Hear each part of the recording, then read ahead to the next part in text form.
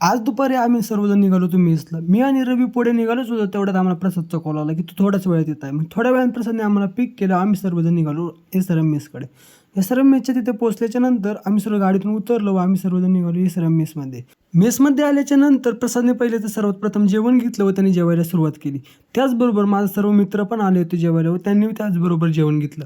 जेवण घेतल्याच्या नंतर आज होते चपात्या, गुलाबजामुन, कोबीची भाजी, पनीरची भाजी आणि अजून काहीतरी होते. त्यानंतर मी घेतलं नव्हतं. जेवण झाल्याच्या नंतर आम्ही सर्वजण आलो बाहेर व त्यानंतर थोड्याच वेळात आम्ही गेलो मंदिरात बसायला. तिथे नंतर प्रसादने आम्हाला ड्रॉप केलं व त्यानंतर प्रसादला पण घरी जायचं होतं. त्यानंतर प्रसादने आम्हाला सोडल्याच्या नंतर प्रसाद निघाला घरी.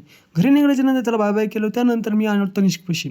तनिष आपल्या लॅपटॉपमध्ये काहीतरी करत होतं, प्रॅक्टिस करत होतं. त्यानंतर त्याची PPT पण तयार करायची होती, कारण उद्या आमचं प्रेझेंटेशन पण होतं. त्याच्यानंतर आमचा सर्वच ग्रुप थोड्या वेळाने उरकल्यानंतर सर्वजण आले घरी. घरी आल्याच्या नंतर संध्याकाळी मला अशीच जाग होली, त्यामुळे 12:30ला उठलो मित्र काय करतात बघायला. तर सार्थक भाऊ आपला रील बघता बघता झोपला होता, तुम्ही पाहू शकता. हर्षद आपला गेम खेळतो आणि त्यानंतर रवी आपला वहिनींसोबत बोलत होता. त्याच्यानंतर रवी बघा हसतोय कसा. असे व्हिडिओ बघण्यासाठी लाईक करा आणि शेअर